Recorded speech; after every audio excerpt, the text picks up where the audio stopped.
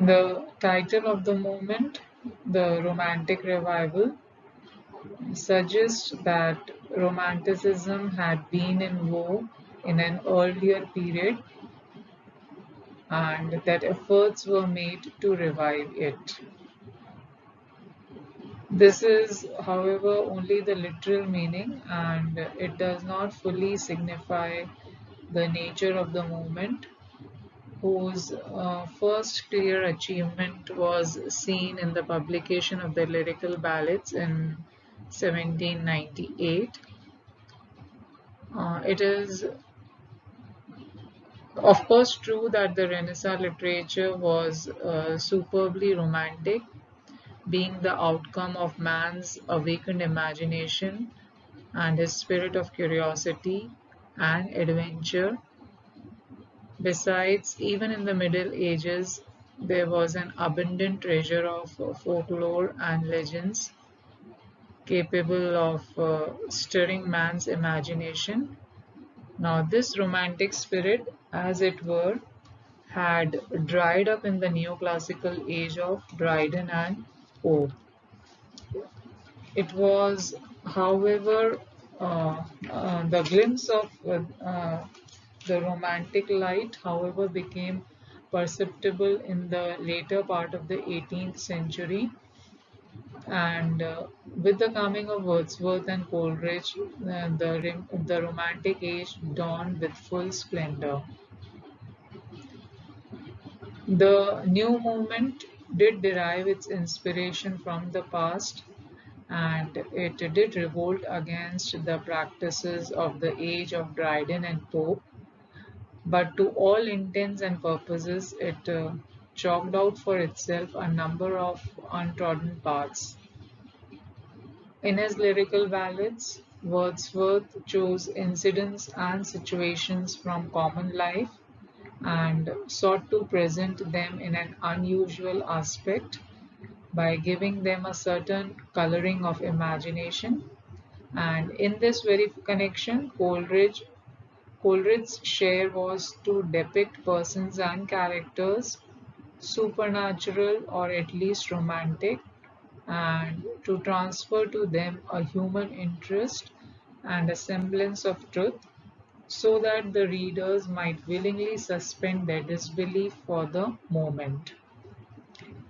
It is noticeable that right from We Are Seven and My Heart Peeps Up to Immortality Ode and Tintern Abbey, which earned Wordsworth so much fame, were included in the lyrical ballads. And Coleridge's chief contribution to this volume was the Ancient Mariner, which can be regarded as a symbol of vague mysticism and love for medievalism. The two poets thus gave a decisive turn to English poetry. Now, as time passed, Wordsworth and to some extent Coleridge's example was emulated by younger poets like Shelley and Keats. They had the advantage of their inborn talents, but the elder poets certainly served as initial sources of inspiration. The greatest contribution of Wordsworth to English poetry was his fresh outlook on nature. He discovered that the world was too much with us and called upon everyone to come out and breathe in the open air. In his poetry, land and sea gave themselves up to jollity. However, it was not to sensuous enjoyment that he drew our attention. To him, nature had a genuine animate existence and was capable of having a balmy effect on the human heart. Now, this trait is found in Shelley as well as Keats. Shelley appeals to the skylark.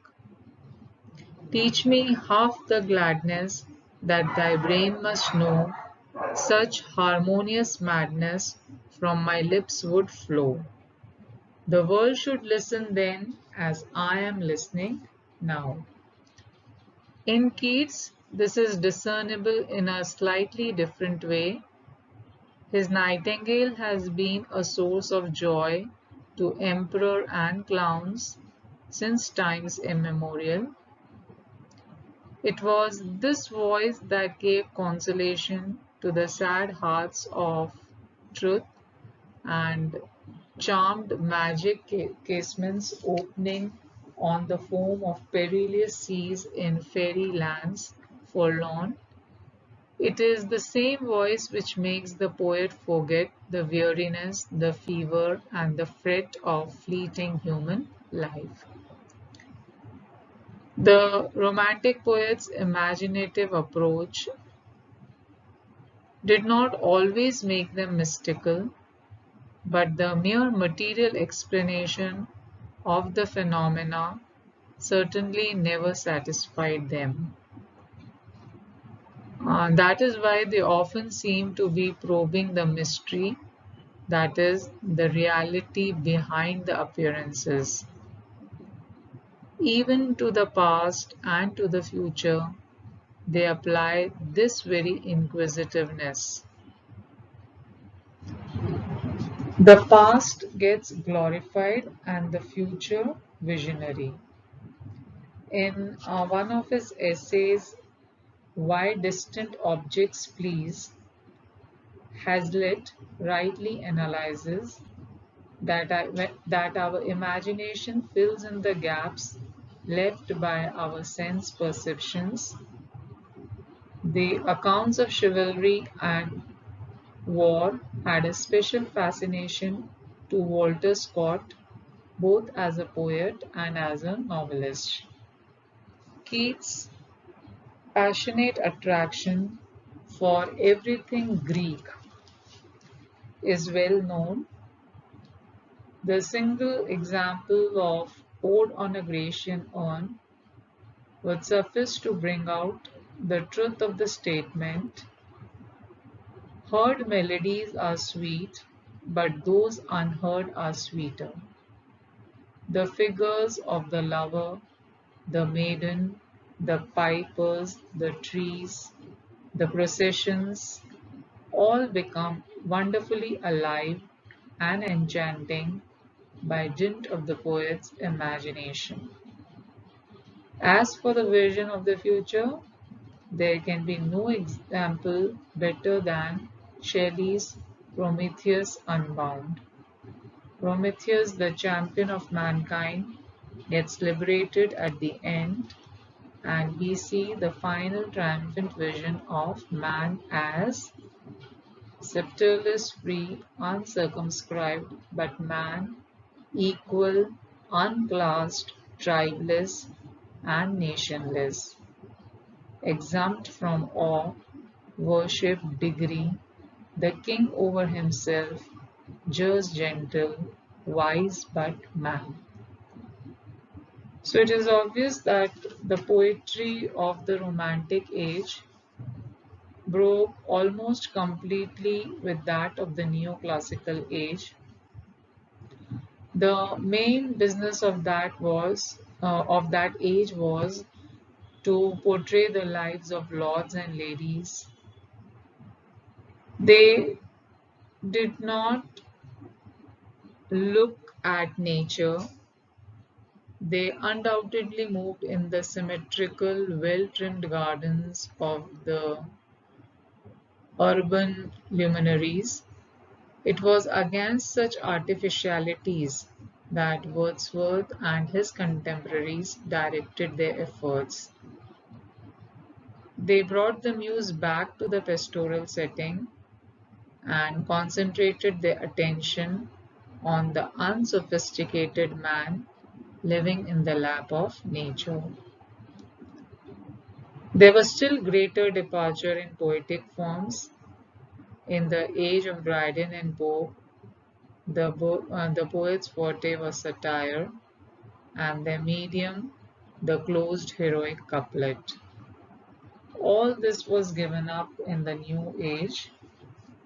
Bishop Percy's relics of ancient English poetry had been published as early as 1765, and this rich treasure of folklore exercised a tremendous influence on the mind of the new poets.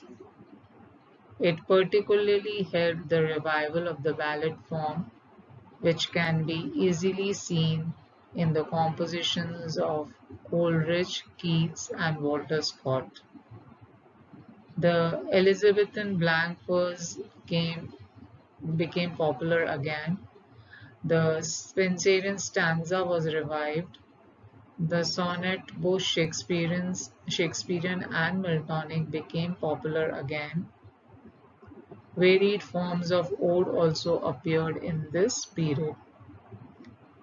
It should be added that the fundamental thinking in this age was that the poet was an inspired being and he need not express the common sense but his individual emotion. Independence of the poet is regarded as the most important thing because it guarantees his spontaneity.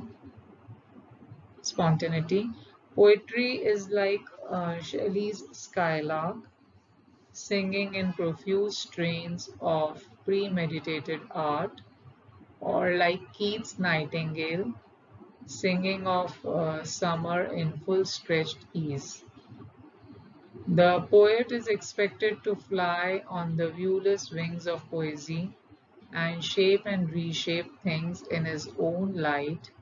His creative powers are immense, as there is something like divine halo about him. Shall we say that what Coleridge says towards the end of Kubla Khan answers to the true figure of a romantic poet? So these are the lines from Coleridge's Kubla Khan. And all should cry, beware, beware, his flashing eyes, his floating hair, weave a circle round him twice, and close your eyes with holy dread, for he on honey dew hath fed and drunk the milk of paradise.